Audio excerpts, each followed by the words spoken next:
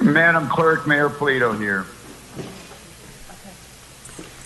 Thank you, Mayor. We have a quorum. If you want to start, could start with roll call when you're ready.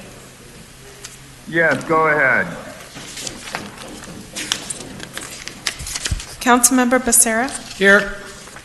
Councilmember Mendoza. Councilmember Peñalosa. Here. Councilmember Sarmiento. Here. Councilmember Solorio. Here. Mayor Pro Tem Villegas. Here. And Mayor Pulido. Here. Thank you. With that, do you want to make the announcement well, first let me ask the city attorney, is there anything, to report out of closed session, please? Mayor, council, and members of the public, we have one item of reportable action. The action is that the council unanimously authorized the filing of litigation against the Sunland Motel to alleviate nuisance conditions on the property. That's all the reportable action I have. Anything on the other item that I think is going to be continued, or should I take that up later? Staff will recommend that we pull consent calendar item, getting you the number, pursuant to direction provided to the city council, to the city attorney in closed session. 55B. The recommendation is to pull item 55B, pursuant to direction given to the city attorney. Also by unanimous vote. Okay, thank you for that. So with that, Madam Clerk, can you see who from the public wants to address us today and take comment, please? I'm sorry, Mayor. So we're beginning with the Pledge of Allegiance. Okay, everybody, please stand. Ready? Begin. Pledge allegiance to the flag of the United States of America and to the republic for which it stands, one nation, under God, with liberty and justice for all. Thank you for that. Heather Riley, our police chaplain, are you present, and can you give us our invocation, please? Absolutely, sir. Holy God, we come to you today asking for your guidance, wisdom, and support as we begin this meeting. Help the council members to engage in meaningful discussion and allow an opportunity to grow closer as a group and nurture the bonds of community. Would you fill each one with your grace as they serve our community? May the city of Santa Ana's resources be used wisely and well. Additionally, may they be used to fairly represent all members of our community. Let this council make decisions that promote the common good. As trusted servants, we seek blessings on our deliberations and on our efforts here today. In your name we pray. Amen. Amen. Thank you for that. Now I want to turn our attention to three proclamations. And I want to ask Mayor Pro Tem to assist me on this one. I know he sits on the Fire Authority Board of Directors. And my proclamation or presentation basically names the week of October 4th through 10th as Fire Prevention Week. And especially at these times when we're seeing, 10,000 lightning strikes and so many fires up and down California in particular that, the sun doesn't even shine on many days. And, we can't even, breathe the air because the quality is so atrocious. I think we have to thank our firefighters for all the great work that they do, and also very importantly, fire prevention. And this week that we're proclaiming right now, or proclaiming, is Fire Prevention Week. So whether it's different forest management or having fire breaks, and here at home. Fortunately, we haven't had a major structural fire in many years, but fire sprinklers and materials on roofs and all those different elements. So I'd like to offer the fire chief an opportunity to speak, but before that, Mayor Pro Tem, because you're on that fire authority, would you like to say a few words, please? Thank you, Mr. Mayor. And yes, I'd like to add to the Fire Prevention Week that a lot of fires start within the kitchen here in Orange County. There have been 87 fires, and they started in the kitchen. 17 of them were in the oven. Fire is something that we don't like to play with. We have to take it very serious. We have to be very responsible. It affects everyone. We want to make sure that we educate our families to be cautious in the kitchen and with any other kind of open flame, actions that we might be taking, like barbecuing or a fire pit. And we just want to make sure we use common sense and good judgment when we're doing that. We have Fire Chief Jim Henry here from OCFA, who will say a couple of words. Chief. Thank you, Mayor and Honorable Council, for this opportunity to accept the proclamation declaring October 4th through the 10th National Fire Prevention Week. Just like everybody has said, we are seeing an unprecedented number of fires that have occurred in the state, and this year we've exceeded our number of acres burned. Last year was 2 million, this year we're at 4 million, with over 30 lives lost, including a couple of firefighters. So thank you, and if we can remind the public to check your smoke detectors, make sure they work, and if you don't have a smoke detector, you can reach out to us and we'll provide one to your home at no cost. And just remember, the number of cause of fires is usually unattended. So thank you again, and accept this proclamation. Thank you. Thank you, Chief Henry. We appreciate your leadership here in the city of Santa Ana. And on behalf of the city of Santa Ana, thank you for accepting the proclamation for Fire Week, Fire Prevention Week. And Mr. Mayor, if I can continue, the next Go ahead, Mayor Pro Tem. You have the next proclamation. Thank you. Next proclamation is going to be presented by Councilmember Peñalosa.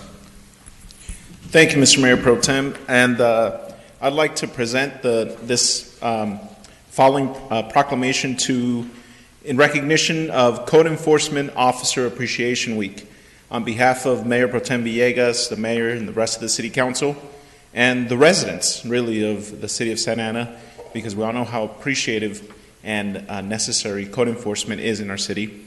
I'd like to recognize the team here at the city. Very short-staffed, personally, but they do so much with the limited resources they have, and I'm very proud of them.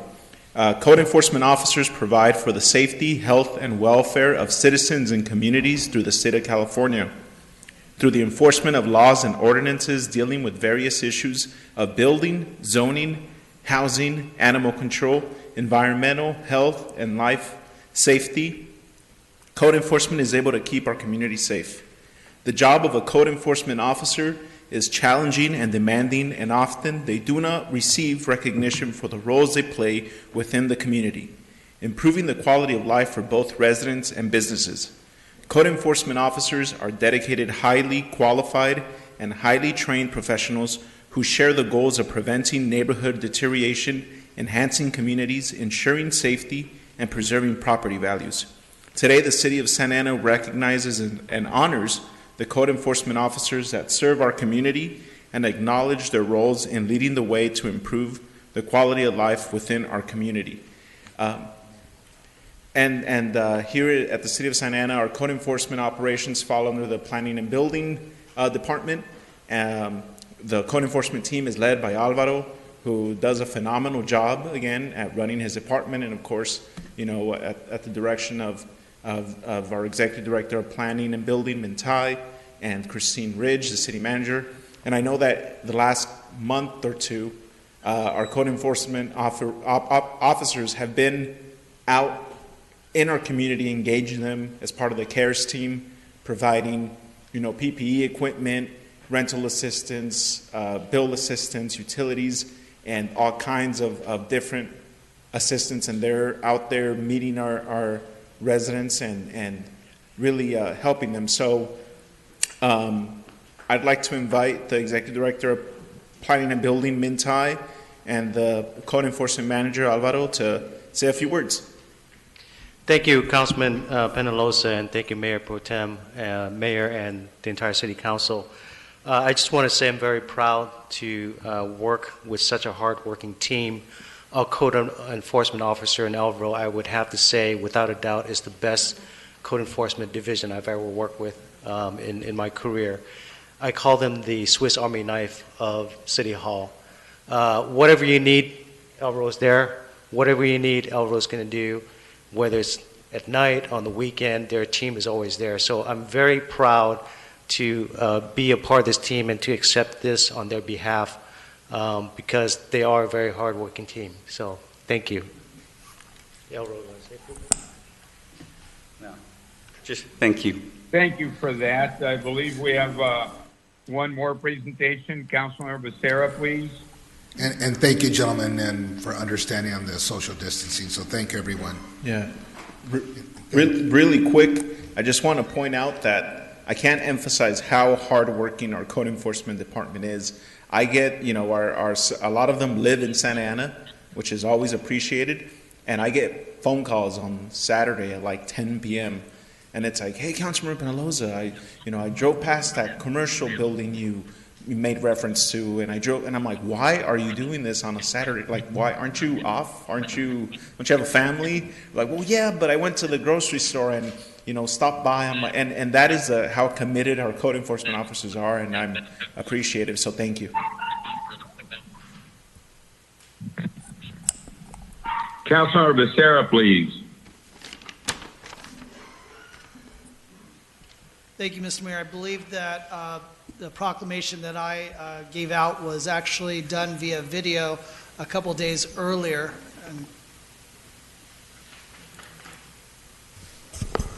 Well done. You're raising the October bar. is Filipino American History Month. Filipino Americans make up one of the largest Asian American ethnic groups here in the United States today. The contributions of Filipino Americans have enhanced the freedom, prosperity, and greatness that America continues to enjoy. Filipino Americans worked in the fields of the Central Valley and later collaborated with their Mexican colleagues to form the United Farm Workers. There, they fought for better wages and working conditions for all farm workers. During World War II, more than 260,000 Filipino and Filipino American soldiers answered the call to duty and bravely fought for and defended our country. Many Filipino Americans paid the ultimate sacrifice defending America. In December 2016, the Filipino Veterans of World War II Congressional Gold Medal Act was unanimously passed by Congress and later signed into law.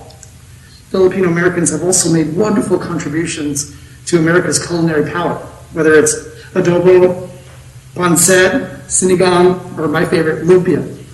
Now, I appreciate this opportunity to highlight Filipino Americans and their significance here in the United States and locally. As the first person of Filipino heritage to be elected to the Santa Ana City Council, it is an honor to have this opportunity to present this proclamation to Joseph, the president of the Filipino American Chamber of Commerce right here in Orange County. And this proclamation is on behalf of the city of Santa Ana, recognizing October as Filipino American History Month. Thank you.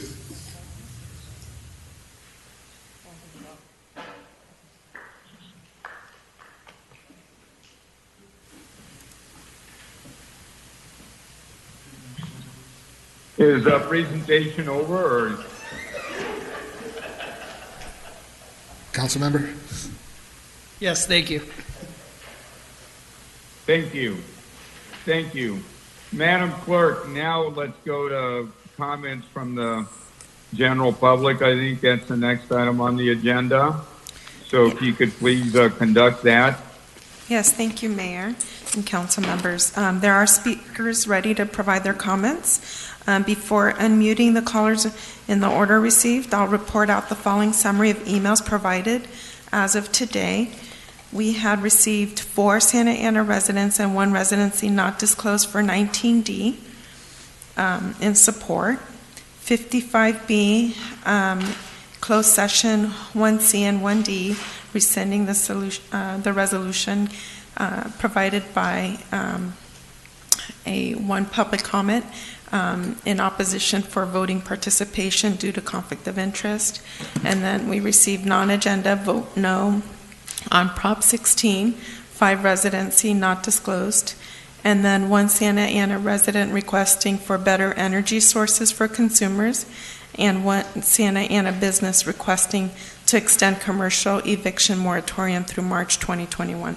And that's all of the emails that we received. Caller with the last 3 numbers, or Chase Russell. Please dial *6 to unmute yourself, and you may begin. Hey, Daisy. I just wanted to confirm, did you say that 55B was taken off of the agenda for tonight? That is correct. Gotcha. Well, I guess don't have much to say then. Thank you. Caller with the last 3 numbers, 655. Dial *6 to unmute yourself, and you may begin to speak. Yeah, my name is Venancio Chávez. And, buenas tardes, señores concejales y personas que me escuchan. Mi nombre es Venancio Chávez y hoy estoy hablando en esta sesión porque estoy asombrado cómo los candidatos presentan sus propuestas para ganar la alcaldía. Primero que nada, la mayoría de ustedes hablan de bienestar y seguridad de la comunidad. Sin embargo, sus propuestas son solo propuestas de políticos demagogos que solo quieren la alcaldía. Piensan que la comunidad es tonta y que no sabemos que lo único que a ustedes les interesa es el poder. Por ejemplo, al señor Solorio no quiere servir a la comunidad, sino servirse de la comunidad. Por ejemplo, al señor Solorio no trabaja en proyectos de construcción, sino que quiere traer más habitaciones para gente rica, sabiendo que Santa Ana es una de las ciudades que más población tiene por milla cuadrada. El señor Solorio no le interesa terminar con la drogadicción, sino facilitar el negocio de dispensarios de marihuana. Adivine qué, señor Solorio, los que compran legal o ilegalmente marihuana no se la fuman en la privacidad de sus casas, sino en las calles de nuestros vecindarios, y la gran mayoría son menores de edad. Durante el tiempo que han estado sentados en esas sillas, han aumentado los asaltos a casas habitación y a vehículos de trabajo. La crisis de los amparados va en aumento. Por último, drogadictos y enfermos mentales se pasean por nuestro vecindario sin ninguna restricción. Al señor Solorio no le interesan las viviendas accesibles porque en su propuesta política no habla de eso. Al señor Solorio tampoco le interesa la seguridad de la comunidad y miente al decir que durante su tiempo como concejal se ha reducido el tiempo de espera cuando uno llama al 911. Y si no me creen, el sábado pasado 3 de octubre como a las 12 del mediodía, mi hijo llamó al 911 porque el mismo sujeto que me golpeó en meses pasados estuvo a punto de agredirme nuevamente y adivinen qué, la policía se presentó 5 horas después. Para la comunidad no es tonta y un buen candidato, o mejor dicho, el menos malo, es aquel que no miente a la comunidad, que apoya la vivienda accesible, que no trae negocios de drogadicción a la comunidad y lo más importante, no recibe dinero para sus campañas y apoyo del sindicato de la policía y así exigir a la policía que haga su trabajo. Por último, señores votantes, salgan a votar y no se dejen engañar por políticos que no les interesa el bienestar de Santa Ana, pero sin embargo traen la escuelita de su antecesor. Su tiempo acabado. Gracias.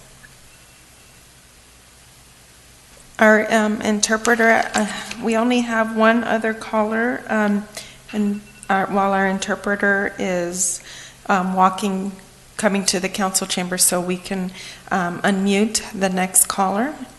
That is John Landis. You have 3 minutes. You may proceed to speak. Hi, I'm speaking in regards to the commercial housing moratorium with the city.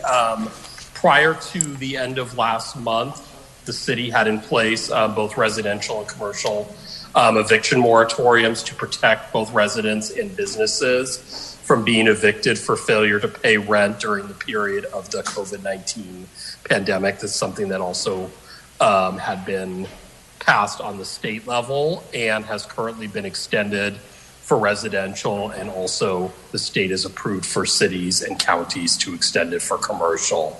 And I would just like to speak in support of the city considering extending the commercial housing moratorium, because businesses are still unfortunately affected, as are residents, by the COVID-19 pandemic and its associated economic impacts, also impacts in terms of getting build outs done, construction work, planning, permitting. All of those have been adversely affected as a result of COVID-19. And unfortunately, as we all know, as we are on a Zoom call currently, rather than to gathering in person, COVID-19 is unfortunately still with us. And I hope, obviously, we all hope that we will have a vaccine or, better options for dealing with the pandemic, or better policies maybe in place on some levels. But until that's the case, we're still dealing with it. And I would just like to say that,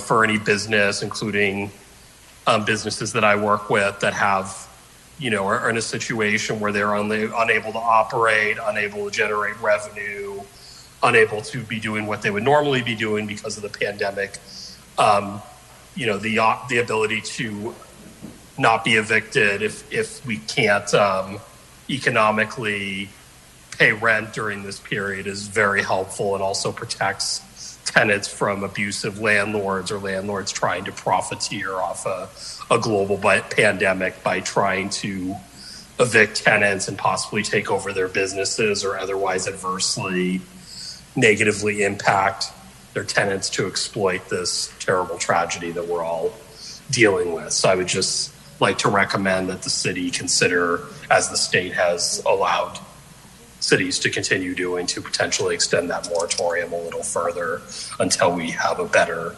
situation, hopefully, city, county, state, nationally, with regards to COVID-19.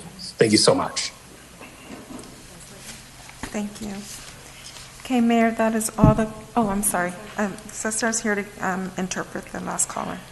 Good afternoon, members of the City Council and Mayor. My name is Venancio Chavez, and I'm surprised by all the political proposals that are out there from the politicians. They promise well-being and safety for the community, and many people are just demagogues and politicians. They're just vying for the mayorship, and they are just seeking for their own power. And an example of this is Mr. Solorio, who does not want to serve the community, but he wants to serve himself by the community. He doesn't want more construction projects, but he wants more rich people to come into our city. And he doesn't understand that Santa Ana's population is the largest per square mile. And he doesn't want to end the drug use. He wants to increase the dispensaries. And I'll have you know that buyers who buy marijuana do not go into the safety and privacy of their homes and smoke. They smoke in our streets and our neighborhoods. And now crime has increased, robberies and theft, and homelessness has increased. The drug users is up, and the drug users are walking our streets. Mr. Solorio doesn't want more affordable housing. He says he wants safety for our community. And Mr. Solorio says that the 911 response time is reduced. But as an example, last Saturday my son called 911 because the person that attacked me a few months ago came back to attack me, and the 911 response was 5 hours later. The community is not dumb. We just want the lesser of the evils. We just want people who do not hurt our community. and people who are not taking money from the police. So go out and vote this November 3rd.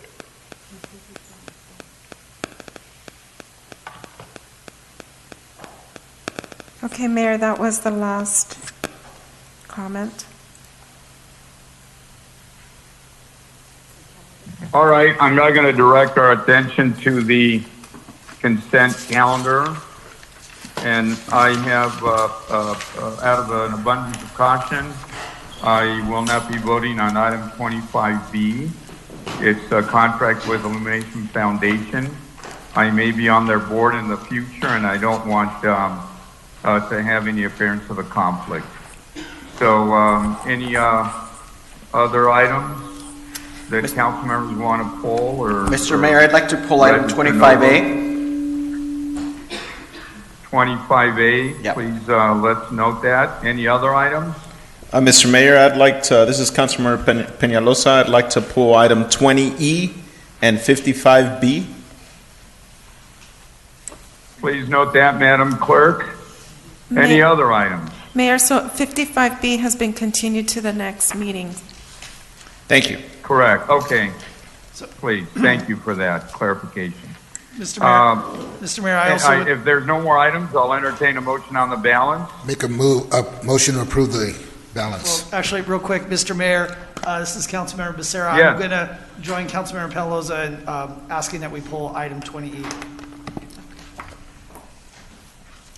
20 what, Councilmember? E. As an elephant. Got it. Yes. Thank you.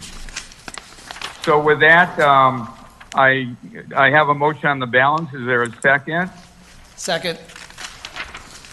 Roll call vote, please, Madam Clerk. Councilmember Becerra? Yes. Councilmember Mendoza? Yes. Yes. Councilmember Peñalosa? Yes. Councilmember Sarmiento? Aye. Councilmember Solorio? Yes. Mayor Pro Tem Villegas? Yes. And Mayor Pulido?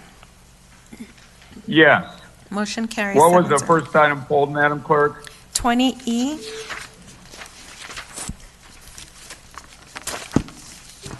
Thank you, By Mr. Councilmember. Peñalosa and Councilmember Becerra. Go ahead. You guys decide who goes first. Mr. Mayor, Councilmember Becerra here.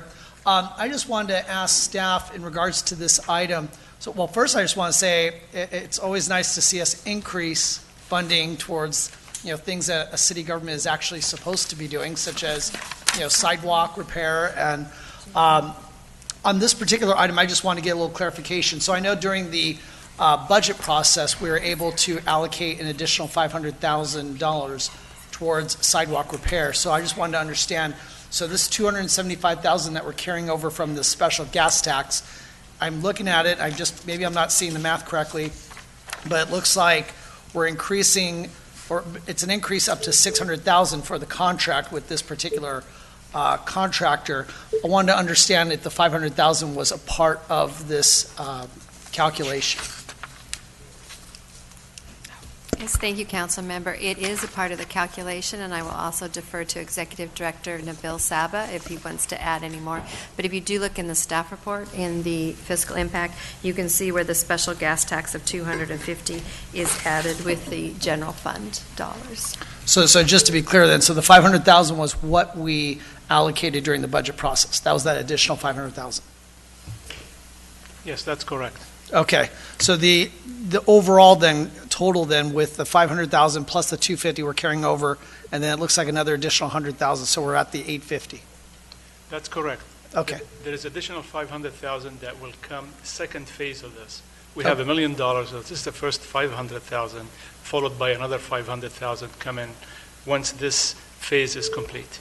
Okay, so it would bring us up to 1.5. That's correct. Okay, and then I also see in this, the attachment here, it looks like we, in order to really get our sidewalks up to a respectable condition, we would need to, as we go forward, look at least $1.5 million for the next 5 years. That is correct. Okay, perfect. All right, well, that's all the questions I had. Thank you. Do you have a motion? really quick, Mr. Mayor, I just wanted to comment. Go ahead, please. Go ahead, I forgot about you. Go ahead. It's okay. I just wanted to thank staff for working on this and bringing this forward, and thank my colleague, Councilmember Becerra, for his efforts during the budget process in trying to get as much funding allocated to this much needed area of the city that we often overlook. I know that just over the last month or two, I've personally seen a lot of the work being done and completed along our city, throughout our city. Most of the recent concrete work was completed in the Henninger and French Park neighborhoods, which is in my district, so I'm very appreciative of that. I know that there was also work completed in Memorial Park, and there's some coming to Windsor Park and the Windsor neighborhood, as well as Thornton Park and Fairbridge Square, which is very important to make sure that we highlight this work that's going into our crumbling sidewalks, because they really are crumbling, and everywhere I turn, I feel like it's just worse and worse. We are an aging and old city, so any dollar that we could invest towards these areas is much appreciated. Just to put it into perspective, I know that the total cost of all the sidewalk repairs needed in the city is upwards of $8 million. Is that correct, Madam City Manager? You are correct, sir. So, when you look at this, this is only $850,000 that we're moving. It's an eighth of the amount of work, less than an eighth, needed to assure that all of our sidewalks are addressed. So moving forward as a city, like my colleague mentioned, this is something when you think of what a local government, a city is responsible for, is to make sure that our residents have a good street to drive on, a good sidewalk to walk on, some good parks to run in, and those are the basics, and public safety. So it's important that we focus on our infrastructure, which I'm happy to see.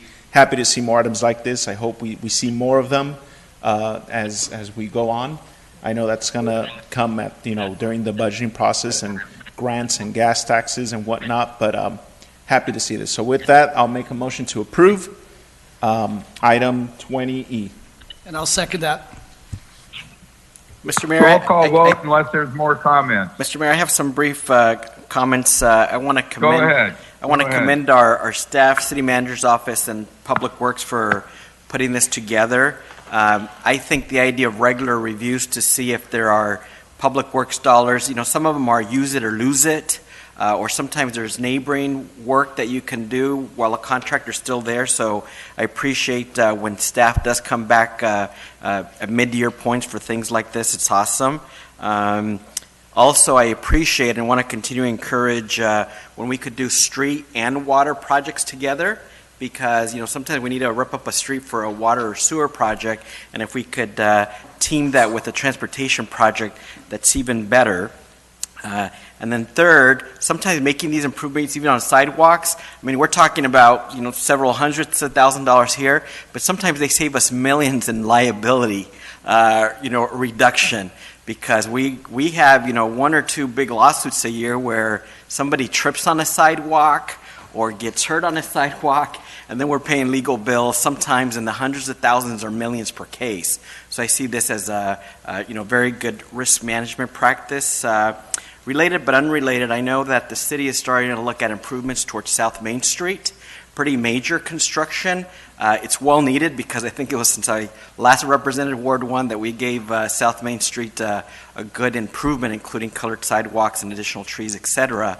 But I do worry that too much construction all at once, given COVID and given how fragile a lot of our small businesses are, we ought to think really hard about maybe adding more community outreach support, either through the city or through the contractor, to coordinate really well with those small businesses.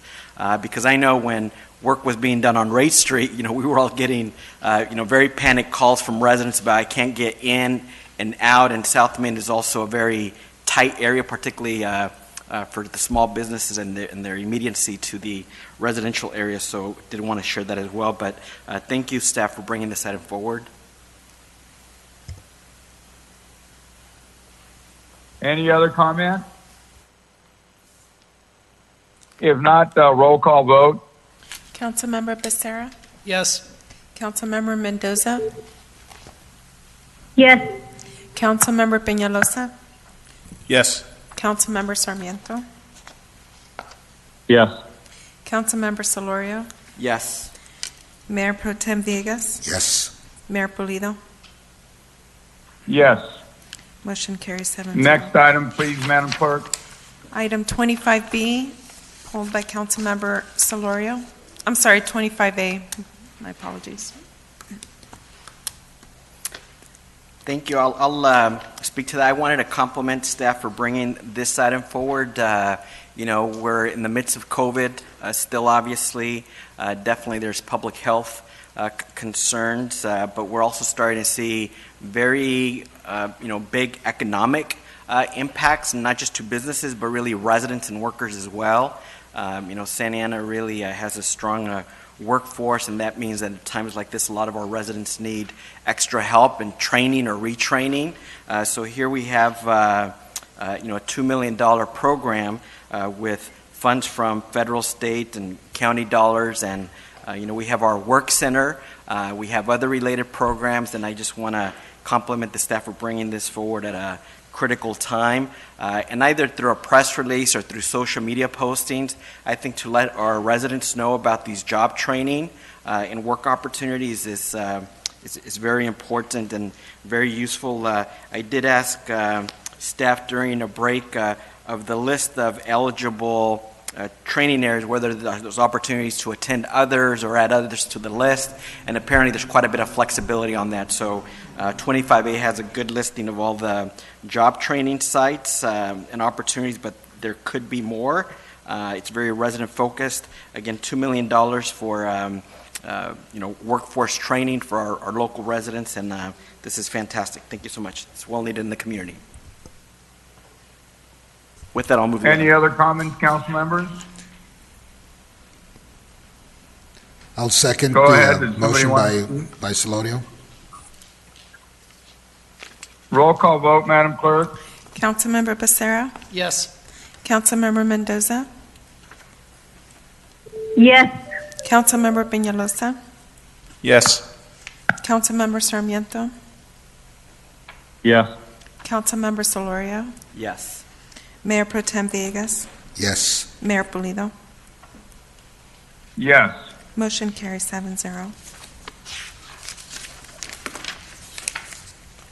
Next item, Madam Clerk. Item 65A, it's a report item. In this particular item, Madam City Manager, would you like to take the lead on this? Certainly, sir. Mayor and council members, this item before you is just to conduct a public meeting. This is as a result of the adoption of the resolution declaring the city's intent to establish a tourism marketing district. This is the next step that is needed.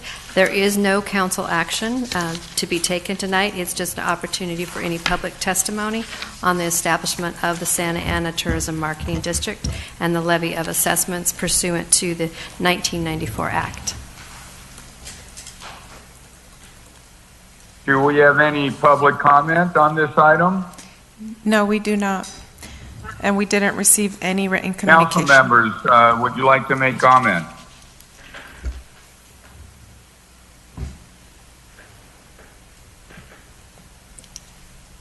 Is there any comment from anybody?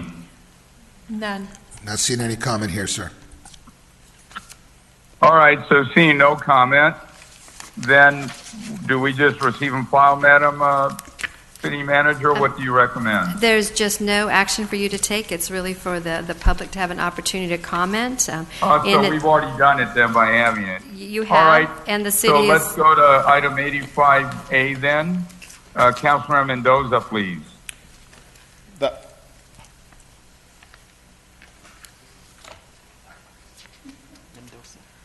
Councilmember Mendoza? Yes, here I am. On the 85A is the the request for our staff to do a research on the request to oppose large trucks coming through our city and damaging our roads. As you heard earlier, we take good care of our streets, our residential streets, our main arterial fairways, and we need to take extra care that the large semis or other incredibly big and heavy vehicles do not come across the city, but rather take the alternate routes. So the proclamation, if my colleagues support it, would be in opposing such regulations. The truckers attempting to go through cities such as ours in Santa Ana. So I'd like to ask them to join me and our sister cities in making this, in signing this proclamation in support of such opposition for heavy trucks to come through our city. Councilmember Mendoza. Any questions from council members or comment from staff? If not, I have some questions, but any council members with questions? Go ahead, Madam Clerk. Mayor, if I may, Councilmember Mendoza, if you have any other devices on, if you would please mute the other devices so we don't receive any feedback. Thank you. I have just, oh, you got it? Okay. There's some noise in the background. Go ahead, Mr. Mayor. Still? Is it the fan? I think that's... Just mute the phone when you're not speaking. Okay. Good, I think that's better. Questions or thoughts, members of the City Council? If not, I've got a couple questions. Let me just ask, this is basically suggesting we oppose federal legislation that would allow heavier or longer trucks on U.S. highways. Are we talking about the Santa Ana Freeway, the 405? What are we talking about, Madam City Manager? Do you know? Certainly, Mayor. The information I do know about that is there's a coalition against bigger trucks that has reached out to local elected officials to get them to join into adopting a resolution to ban the lengthening of semis with the length of trailers attached to them. I believe their mission is it's a safety issue of a vehicle that large, and they're appealing to the local officials because those same trucks could move through local streets. But the initial focus is on federal legislation that would permit the longer trucks on federal highways. Wouldn't the Department of Transportation check all that out, or the Public Utilities Commission? I know they spend a lot of time on brakes and safety in general. I'm just wondering, what is the effect of this going to be? Is it our jurisdiction, and aren't others going to be taking a lead on that? Any thoughts on that, please? Mayor, I can't speak to what the federal agencies are doing or not doing. We certainly, as staff, could do further research for you if you desire. Well, I won't be on the council much longer, but others may. I just want to understand what we're getting into and what it means. It sounds good, but it'd be good to have solid information as to what does this really mean. Who are we impacting and how, and what's that potentially going to be in terms of an impact to our city and our community? Maybe maybe somebody's trying to bring in longer trucks to supply some of our, stores, our Target stores, or what, Walmart or whatever the case. I just don't know enough to say let's just do it. I want to understand. That's all. Mr. Mayor? Yes. Hi, this is Councilman Sarmiento. So, just a question, I think, for the council member and maybe for staff as well. I also think that it's probably a good idea for maybe staff to brief the council with some additional, background. I think I understand the premise of what the council member, I believe, is trying to do. I know that I've seen some of the discussion in other jurisdictions where where they see that there is, already heavy trucks that damage and deteriorate residential streets, when sometimes you have some of these sites that go right through a very calm and passive street versus a major arterial. So I see that there is some benefit in looking at that as well. But to the extent it could impede commerce, it could limit some of the ability to do business for many of our light industrial and heavy industrial stakeholders. That is something that we would have to consider and balance. But I know that where some communities have done it well is that they're able to try to reduce the impact to some of the neighborhood or residential streets where the trucks do really, impact and make a road repair a lot more difficult, because, as we know here in the city, having a lot of heavy industrial right up against neighborhoods, you see that impact. So I would simply just ask staff if they could just provide us some additional information. I think we probably need more than what we have before us to make an informed decision. So that would be something I would request. So thank you. Thank you for that. I think it concurs with my comments. Additional thoughts, council members? If not, why doesn't staff take that as input and maybe come back with a memo or something, and then we can decide how to proceed? Why don't we go to item 85D if we can? Councilmember Peñalosa, if you could please take this one. Go ahead. Thank you, Mr. Mayor. This item 85B, to discuss and consider requesting the city clerk to analyze and prepare a phased plan to return to normal city council meetings, including a potential timeline for implementation. The reason I placed this item on the agenda was not necessarily to say, we need to have in-person meetings, next time around or in the next month, but it's because I think we need to all kind of discuss what we want the city clerk to do moving forward, whether that's a month from now or 3 months from now or 6 months from now. I think just something as simple as giving the okay and the blessing to the city clerk to obviously follow the governor's guidelines, because that is the first area that we should follow, is anything that the governor's guidelines set forth.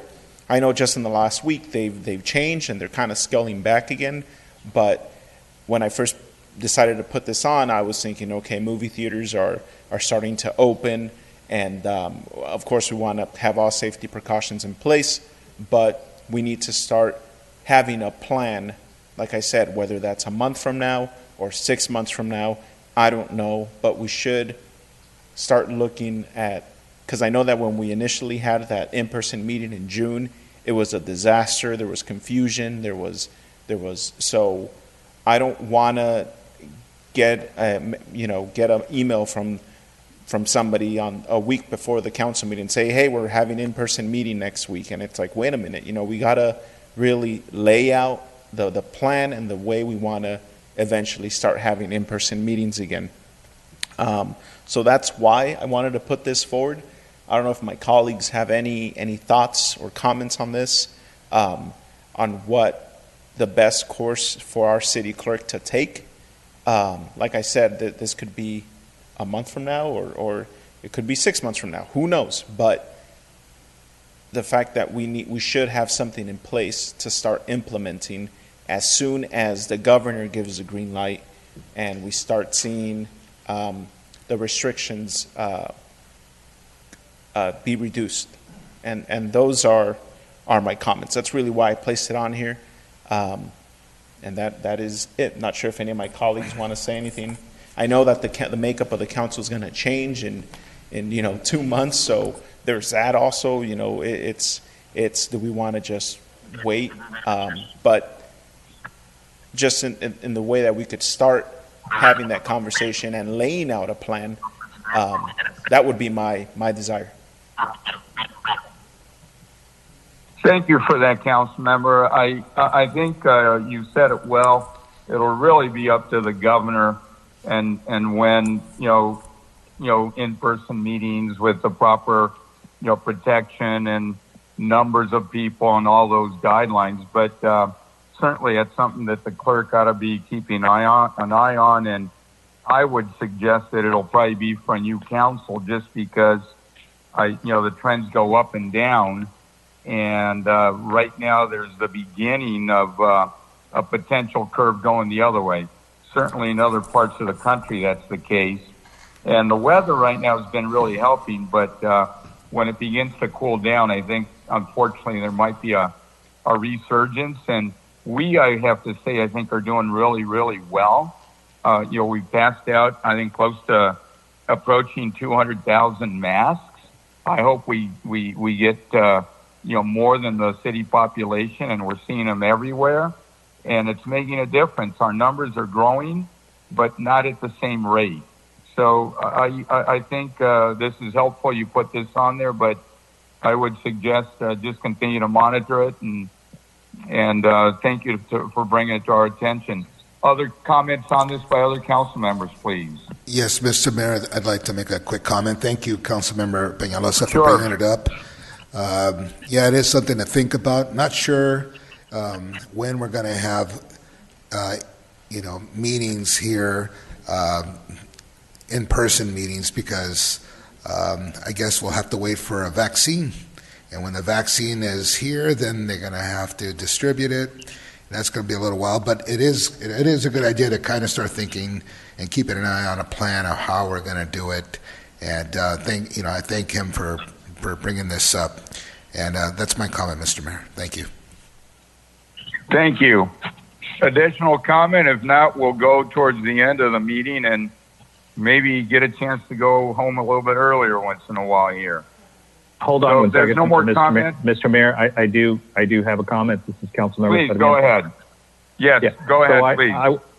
I want to thank the council member for putting this on. I think he's simply asking for, some thought about next steps. I don't think he's saying let's do anything, next week.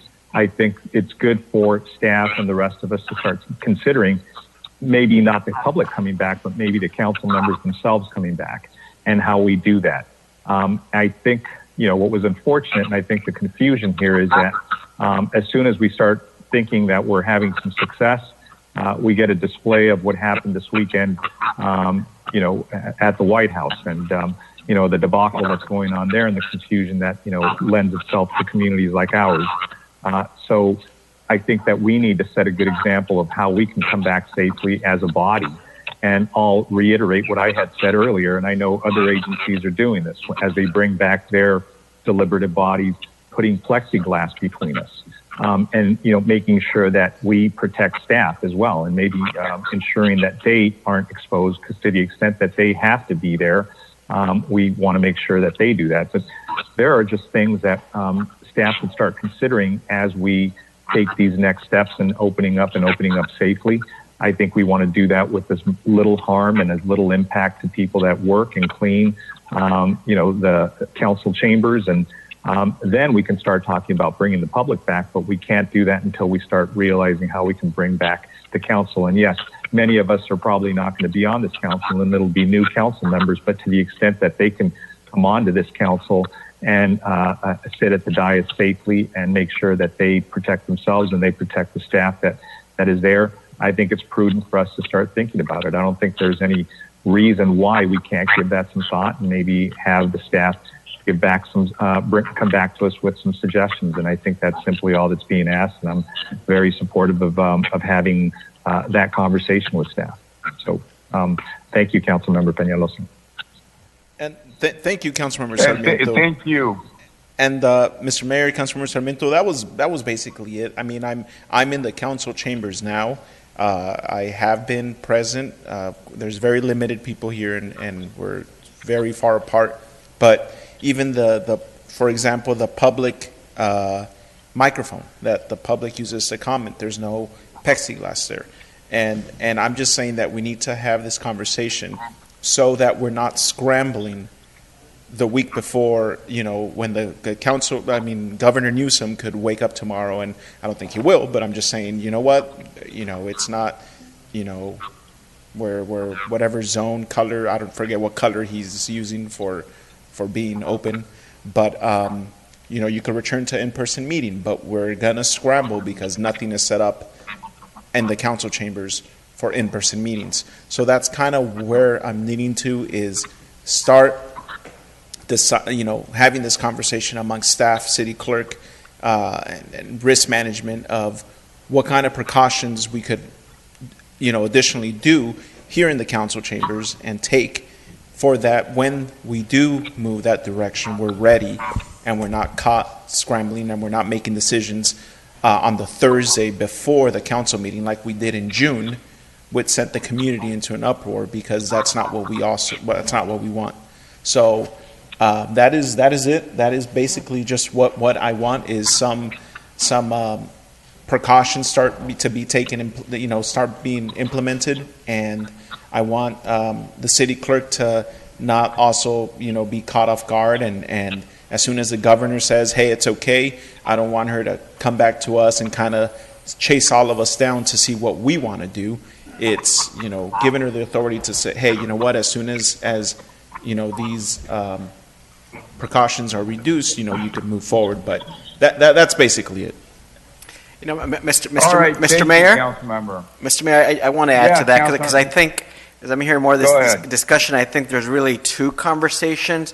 One is about when we open it up and how we do that. The other very important point is there are some best practices we know about already, that with or without regulations, we should be doing some of these things, whether having a hand sanitizer by the mic here, or those little napkins, or a plexiglass, and really not just in the chamber, but at all our public facilities where we engage with the public, just with the availability of PPEs or plexiglasses or doors open, whatever it may be, because COVID's going to be around much longer than anybody thinks, and regardless of the regulations that change almost on a daily basis, getting the best practices down and starting to use them, I think, makes sense. Thank you for that. Look, since everybody's talking, let me add something now to the comment. I know that there's a lot of new technology coming in. There's ways of sanitizing rooms very quickly through ultraviolet radiation, for example.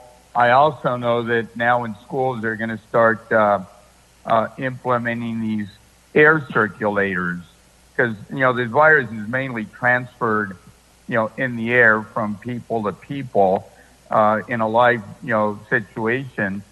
So there's these indoor filters, if you will, that inside have the ability to neutralize and destroy any virus.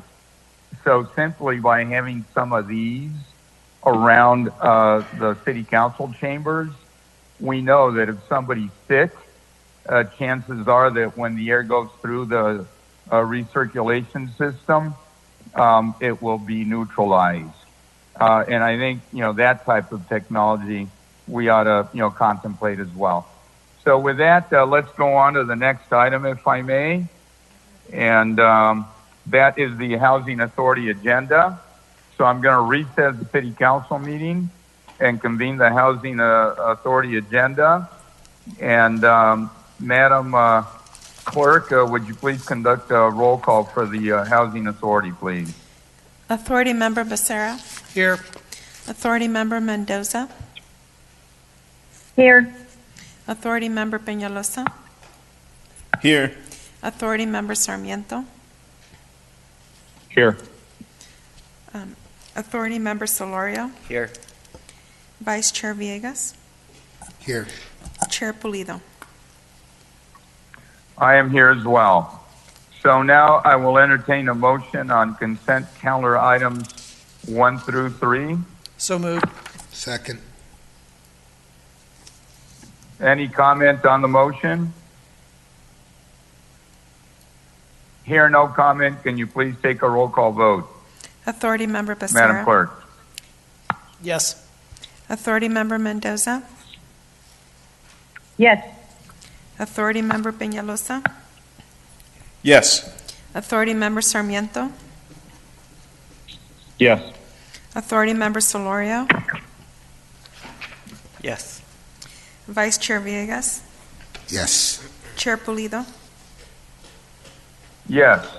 Okay, motion carries 7-0. So that's the end of our consent calendar. Now I believe you want me, or it's called that we call into order the successor agency. So can we have a roll call vote for members of the successor agency, please? Councilmember Becerra, Here. Councilmember Mendoza, Here. Councilmember Peñalosa, Here. Councilmember Sarmiento, Here. Councilmember Solorio, Here. Mayor Pro Tem Villegas, Here. Mayor Pulido. Here. So now I believe we have public comment. I assume there are none. Is that a correct assumption? I do have Madam one. Clerk? I do have one public comment. Manny Escamilla. Go ahead. Manny. Yes. Oh, yeah, can you hear me? Yes. Oh, perfect. So sorry, I was actually trying to comment in on the housing authority, so I hope I can still comment, even though it might be a little out of order. Yes, go ahead, Manny. You can do so. Go ahead. Okay, thank you. No, I just wanted to thank you all for being here, and just hoping to have an early night as well. But I just wanted to bring an assembly bill to your attention and to staff. So it's Assembly Bill 3308 that's going to be allowing for preferential housing construction for school district employees. And as I kind of read the statute, it's actually fairly forgiving and allows for classified staff as well as teachers. And I know that a lot of our classified staff that serve on the or that work for the school district also have students and are kind of part of the groups of folks that we definitely want to provide affordable housing for. So I just wanted to kind of put that on staff's radar, trying to see how we might be able to partner with the school district and hopefully getting some support for our local school district employees in order to have stable housing. Because I think as Councilmember Villegas, or sorry, Mayor Pro Tem Villegas has stated before, it's really hard to construct affordable housing and still have it for our own local residents. So I think this is one way we might be able to do that. So I just want to make sure we're geared up and ready when the law goes into effect in January. All right, and that's it. Have a good night. Thank you. So with that was our only speaker, correct, Madam Clerk? That's correct. Okay. So then I believe we have a motion is in order for the consent calendar for this agency. I would entertain a motion. So moved. Second. Second. Any comment? If not, roll call vote, please. Councilmember Becerra, Yes. Councilmember Mendoza, Yes. Councilmember Peñalosa, Yes. Councilmember Sarmiento, Yes. Councilmember Solorio, Yes. Mayor Pro Tem Villegas, Yes. Mayor Pulido. Yes. Okay, motion carries 7-0. Now I believe I adjourn those entities and reconvene the city council meeting and go to city manager comments. Thank you, Mayor. Just a couple items for you. As requested, I wanted to always give you a Santa Ana CARES update. Since we first started receiving the state CARES funding towards the end of July, we have been extremely busy. And at the request of City Council to increase testing, we have added additional hours and spots, and it has resulted in a 200% increase in the number of testing that we have administered. We also have seen an uptick in our positive test rate. We're currently at 6.13. The Mobile Resource Center includes stops at 76 neighborhoods and 16 parks across the city. This week we are also conducting testing on the Maple Bike Trail, Monday through Friday, 7 a.m. to 7 p.m. If you look on your screen, this is a map of our entire city, and the shaded light blue areas shows the coverage that we will have when we are done visiting 100 different sites with our Mobile Resource Center. We have a lot of coverage throughout the city. Each of the blue areas represents about a half a mile from one of our outreach locations. The bright blue dots indicate where those outreach locations have already taken place or are going to be conducted. We are doing testing 7 days a week with drive-to testing available at Santa Ana College 4 days a week, Wednesdays and Thursdays from 2:30 to 6:30, and Saturdays and Sundays from 9 to 4. We also are providing testing for vulnerable populations in the city, including testing at our senior centers on Tuesdays and Thursdays, and we are providing testing to our homeless residents on Fridays as well. Today, we launched our partnership with the Santa Ana Unified School District to provide testing for student athletes and all Santa Ana residents of Santa Ana USD school sites. This service is available all month on Tuesdays and Thursdays from 1 to 7. To achieve all of this, we have hired 41 part-time employees. Some of those are helping us with our call center, and a large chunk of them, 27 of them, are working out in the field. Of those, we were able to rehire back 5 former city employees, and we have created several public service announcements that, if you entertain me, I would like to show one of our public service announcements. We are airing them on our TV channel, on YouTube, and social media to help spread the word about our wonderful Santa Ana Cares program. So this is a preview of the PSA for you. Are you struggling from the effects of the COVID-19 pandemic? Well, the City of Santa Ana wants to help. The new Santa Ana Cares program includes free coronavirus testing for Santa Ana residents, rental assistance, help with past due utility bills, child care payment assistance for workers, grants for businesses, nonprofits, and artists, and much more. We are also bringing these resources directly to dozens of Santa Ana neighborhoods. These mobile resource centers will make it easy to get connected with the services and programs you may need during this difficult time. You will see this notice hanging on your door the day before we will be in your neighborhood to let you know we are coming. This free service is available for Santa Ana residents only, and all participants must wear a face covering when attending. To learn more about Santa Ana Cares, please visit www.santa-ana.org/cares or call the CARES hotline at 714-667-CARE.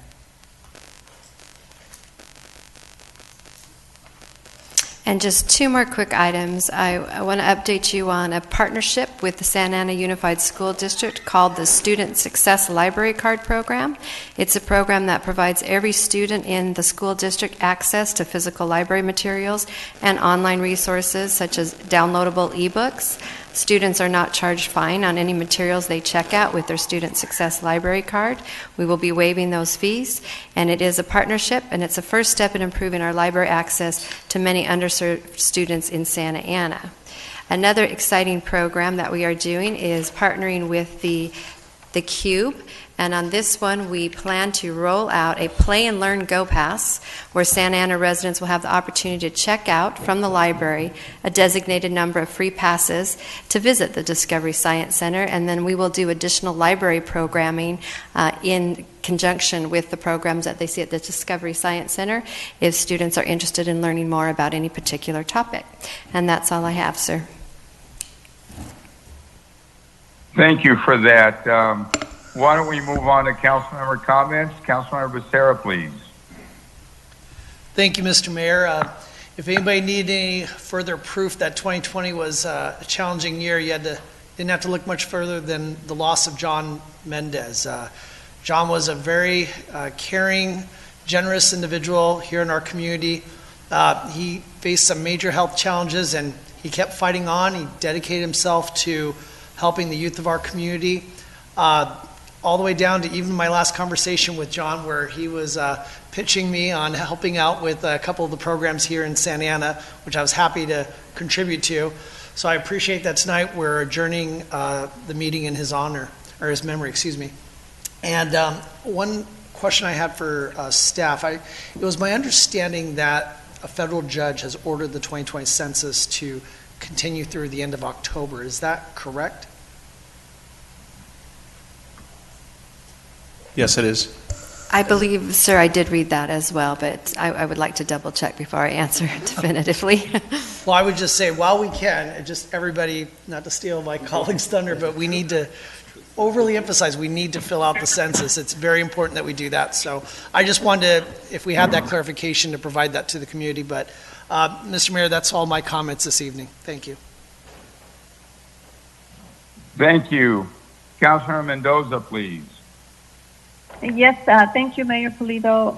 I have 3 short comments. The first one is I would like to welcome our newest chaplains from the Santa Ana Police Department. It's a husband and wife team.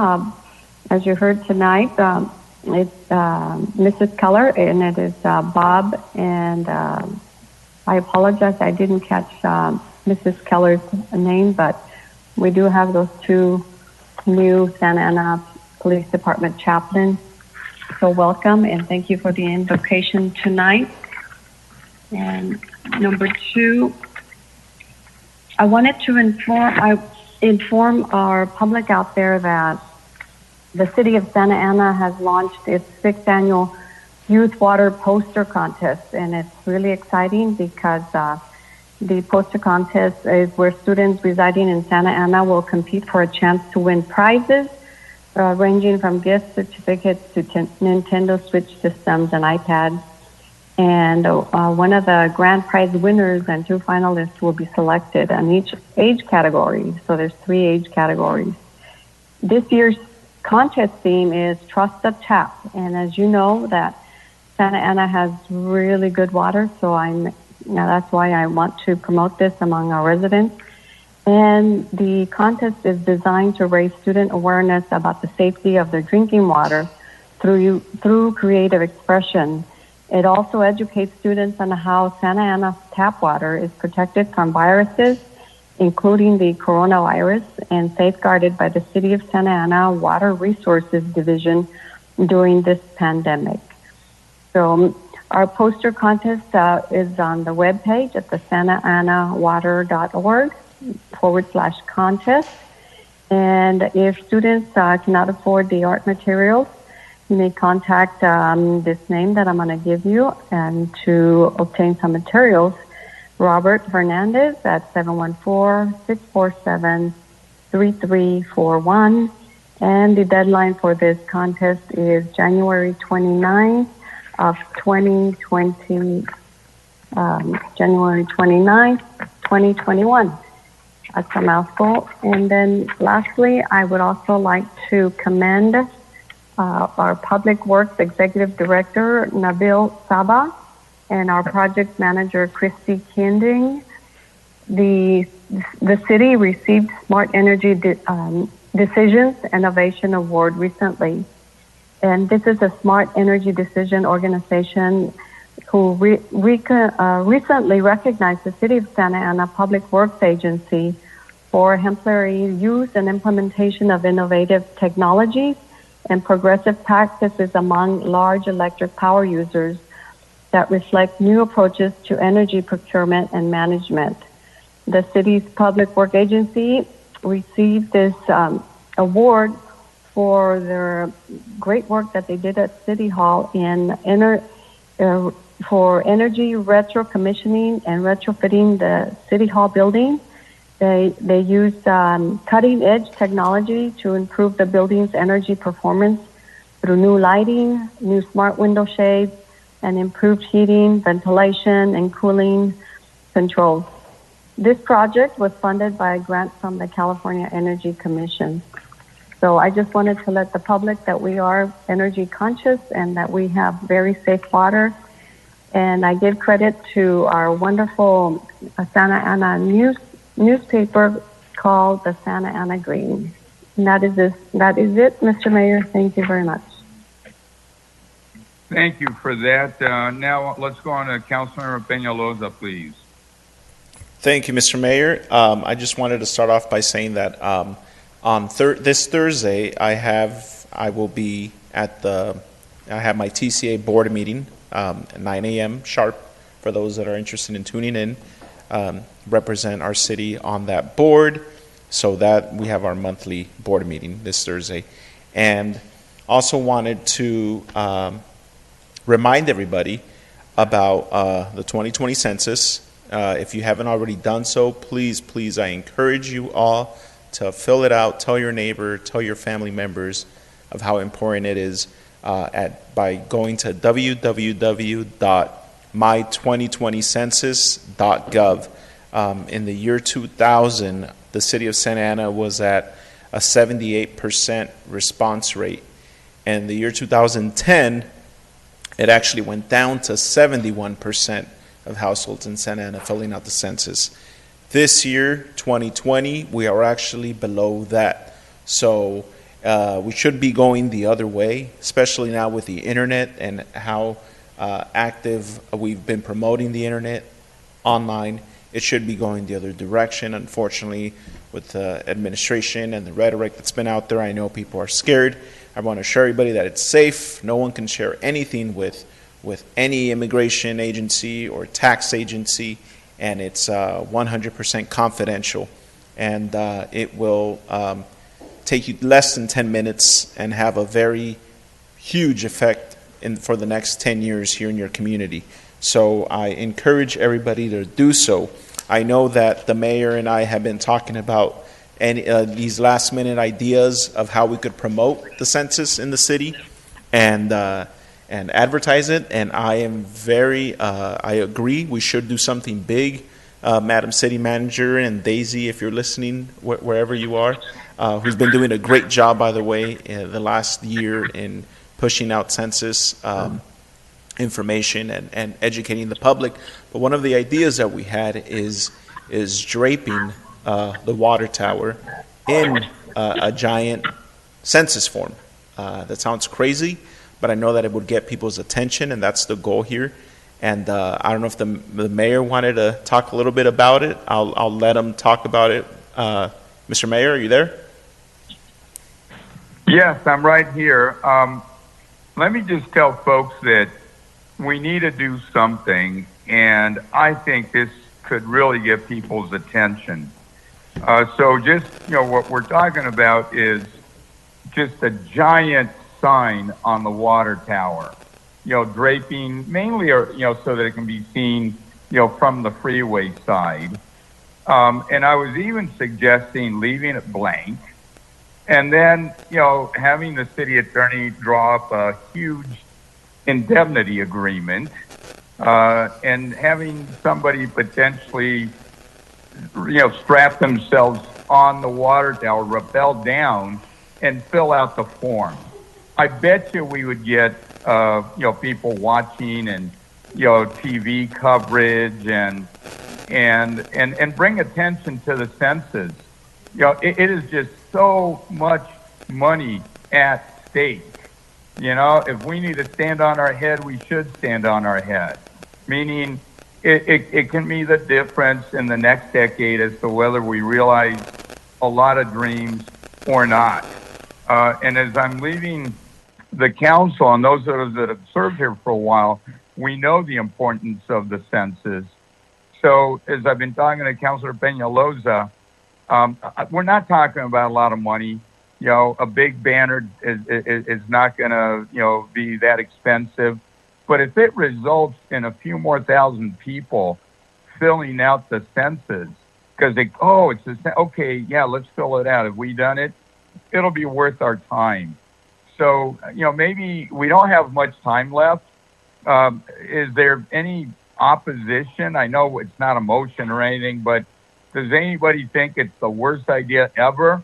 Because if not, I'd like to work with any of you and have Councilor Peñalosa lead it. He's been chairing the census, and I just, talked to him about this idea because I think it could get some attention. It's a publicity stunt, no doubt about it. but it could be a good one, and it could get our residents and others, and that's okay. But I'm mainly focused on Santa Ana residents and getting our numbers up. Any brief thought from any council member? And just to add to that really quick, Mr. Mayor, just to clarify, when it comes to cost, we did appropriate several $1,000s to census outreach earlier in the year and the year before that during the last budget cycle. That has not been spent because of a lot of it was going to be on the ground events and community events. So all of those due to COVID were canceled. So there is some funding available that we already appropriated for census outreach. Just putting that out there. I've confirmed that is still the case. So that's. With that said, I think Councilmember. Thank you for that. I think Councilmember Solorio wanted to comment. Yeah, Mr. Mayor. Go ahead. I know this is not customary, but we're having a short meeting, and this is an important subject. Councilmember Solorio, go ahead, please. Thank you. And you know what I'll do? I'll include it with my council comments because I think we're kind of in that section anyway. So, I agree that one last push on the census would be good. And in addition to thinking about the idea of the water tower, maybe something on the Discovery Cube also. That's a very nice flat surface. They haven't had much activity, so they have extra space. And now that we have a regional signage program with them, the city does have rights to space there and very visible, very flat, and it may be easier and more cost-effective to do it, or maybe you do it on both places, but just wanted to share that. I also wanted to thank, and maybe via our staff, a letter would be nice to the firefighters that serve Santa Ana. We had a recent fairly big fire at the creek, and actually that week there were 3 or 4 fires throughout the city. It was kind of sad, and it was not long after the statewide fires, but they did a fantastic job responding fairly quickly. There was just very minor damages to one of the sheds. We lost some trees and bushes in the creek, but on the whole, the neighborhood was fairly well protected because of the strong and quick response. I've attended a few CARES Relief Team events now in the various parks, and do want to compliment the staff. Very well executed and done. Finally, kudos to Public Works. I'm starting to see more and more median improvement projects on different streets, and they're starting to fill in nicely, and I think we're going to learn which ones grow out easier or better than others, but they're looking good, and it's nice seeing a variety. So thank you to Public Works and our city manager on that. That's all. Thank you. Thank you. Councilor Sarmiento, I apologize. The way this evolved, we jumped over you, but it was not intentional. Please go ahead, council member. No worries. I just didn't know how to respond to that idea about somebody filling out their form hanging from the water tower. So that was still trying to get an image in my head for that. It'll get your attention. It'll be interesting. We may lose the money we get from it. Councilor Peñalosa out there on some, strap them on. It'd be very interesting. I'm kidding. I was going to say it, member. I'm kidding. I don't want to lose anybody as we're trying to garner some money from this. We may have to lose it in a payout for the risk loss involved. But look, I think it's a good idea to just maybe use some of those funds that were referenced that we set aside for this very effort. And I like the idea of maybe bringing some of our part-timers as part of that team. I think as the city manager was speaking about the CARES Act being implemented and the testing and all the information being provided, and her bringing back part-timers and some full-timers for that effort. And it's been really successful. I know our numbers aren't as robust as we would have liked, but it looks like we're figuring it out. I think the park sites are working really well. So anything that we can do to bring back our employees, and and I just simply want to thank them because I see them really motivated and excited about helping and providing the service. So thank you to them, because we know it's it's also a dangerous thing to go knock on somebody's door and to also be providing service and having close contact. So good work on their part and your part as well, Madam City Manager. I did want to ask you, because I know that we had an offer for some free Wi-Fi spots. And I wanted to just ask and see how that was going. And I know that that's probably in the works. Any updates on that? Sorry, sir, I don't have an update for you tonight, but I will get one for you very shortly. Maybe tomorrow I can reach out to you. Yeah. That's great, and thank you. So that's good news. I know that one of the contractors and vendors for the school district offered us some free Wi-Fi spots, and so that's a real blessing for not just our students but our families who also need them as they're as they're still many sheltering in place and still bound at home. So that's a free of cost as well. So that's a really good thing. The final thing I wanted to say is, we've already started receiving, many of us have started receiving our ballots to vote by mail. One of the things I think that we may want to consider doing is maybe our communication staff could put together an instructional video in English, Spanish, and Vietnamese and basically walk folks through how they fill out correctly a ballot if they're not going to be able to go to their normal polling place and mailing it in. I know that there's some very tricky ways that a ballot can be disqualified, and that's the last thing we want to see. So to the extent we can do something instructional, not just put it on Nixle, but maybe put it on Channel 3 and have it circulate there with the map of where the voting centers are, the drop boxes are. We should all remember, and I think maybe the mayor and I will remember this, when they put armed guards at polling places to suppress the vote. What we want to do is just the opposite. We want to make it as simple and as easy for as many people to vote as possible. And, we became infamous for that, for having armed guards here intimidating many of our residents from voting. And we certainly don't want that to happen again. I don't put anything past, this, unfortunately, a lot of folks that don't want to see many of us vote. So to the extent we can push back on that as much as possible, I'd certainly welcome the effort. But with that, those are my comments, and I hope everybody has a good night. Thank you. I believe we're to Mayor Pro Tem. Thank you, Mr. Mayor. I just want to thank our men and women of the OCFA for all their hard work and dedication, keeping us safe when it comes to the fires, and many of them have been called out to help with the wildfires in California.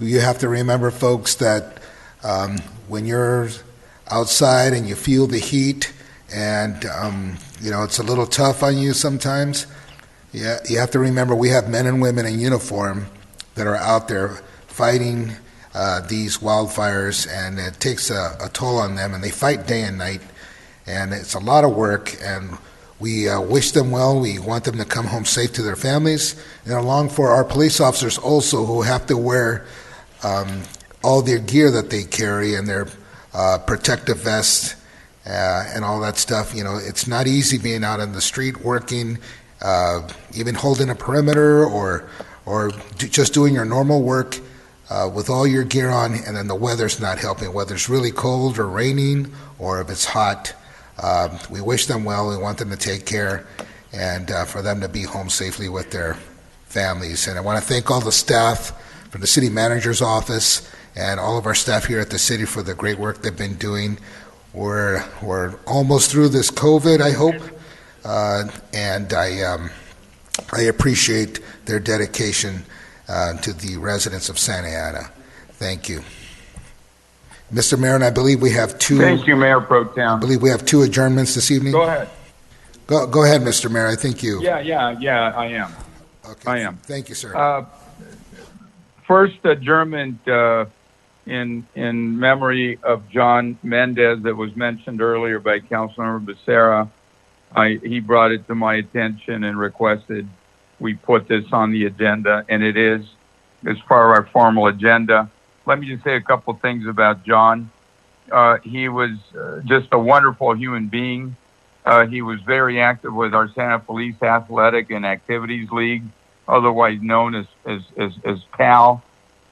He had a long battle with cancer, and unfortunately passed away on September 24th. He partnered recently with a few council members on donation requests to support PAL's summer programming. And also, even though he had cancer and he's working so hard on many things, he also helped raise money for an upcoming Thanksgiving food drive that we're going to have. He was active in that as well. So I think just a wonderful human being. somebody we should all remember fondly. And talking about remembering people fondly, I also want to bring to attention another Santa Ana, supporter and former employee, and that's Lieutenant Mike Foote. He, left us recently. He was in the police department, I think almost, 25 plus years. He was active in the early days of, police, community-oriented policing. He in particular worked the south part of town. That South Coast metro area was his focus. And he, has been part of so many people that have made the Santa Ana Police Department just such a Class A department. And before I adjourn, I have one more thought. But before I do that, I want to call on Councilor Peñalosa. I think you have something real quick you want to mention about John. Go ahead, please. Yes, Mr. Mayor, thank you. I just wanted to quickly reiterate how much of a force John was in Santa Ana and how much of his heart was in our community. 9 days before he passed away, he called me and was so passionate about helping our community once again for Thanksgiving, to provide meals for many of our families here in Santa Ana. And he mentioned briefly, I'm just happy to be home from the hospital, and that was it. Never quickly made it about what he wanted to do, and sounded so passionate about doing it. So it's definitely a huge loss to our community. My heart and condolences go out to his family and his friends, and the Helping Hand Santa Ana family as well. I mean, this year has, like Councilmember Becerra said, has been a tough one. He's in good company. He was a hero here in Santa Ana, and he's in good company with, Ruth Bader Ginsburg and Kobe Bryant, and that is the how large of a loss this city and community has with him. So, with that said, thank you, Mr. Mayor, for adjourning this meeting in his honor. You're welcome, and thank you for requesting along with Councilor Becerra. Let me just close by saying that I just want to warn us all that right now we've been doing a great job. We need to get more masks out there, need to keep working harder. Numbers are down, but we have 283 deaths here in the city, since this all began kind of late February, early March. The good news is that the numbers are down, and the current infection rate is being reflected in less people hospitalized and less people dying. But, we're leading the county in a category nobody wants to lead. We're about, 1,200 cases above Anaheim and way above everybody else. It's like there's two supernovas in the county, and it's us in Anaheim, and we're bigger than they are in these categories. So I just want to warn everybody, please don't let your guard down. Already we're seeing other parts of the world where they kind of had a beat. Now, Paris, for example, all the cafes are closed. All the restaurants are closed. They had it under control, and now they're playing the French Open, and, where they have hundreds of thousands of people, now they're only letting 1,000 in a day.